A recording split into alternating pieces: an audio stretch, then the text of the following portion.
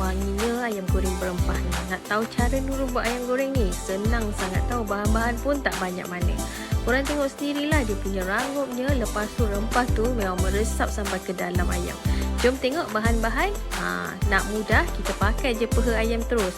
Senang, anak-anak tak berebut. Letak bahan kisar. Lepas tu guna 2 rempah daripada AKS Food ni je. Kari daging dengan serbuk cili. 2 ni je dah cukup. Dah tak payah rempah-rempah yang lain lagi dah. Lepas tu letak tepung beras untuk bagi lebih rangup. Seasonkan dengan garam dan Nurul ada letak madu juga ya. So lagi sedap tau, dia ada rasa manis-manis gitu. Okey, perap dalam 1-2 jam. Lagi lama lagi sedap. Lepas tu lagi setengah jam nak berbuka. Kita dah boleh goreng lah ni. Nanti makan panas-panas kan. Okey, sambil goreng tu kita letak daun kari. Bagi lagi beraroma. Terus berkeroncong perut kita. Wah, hidang panas-panas sedap sangat ni. So korang wajib cuba resipi ni ya. Selamat mencuba.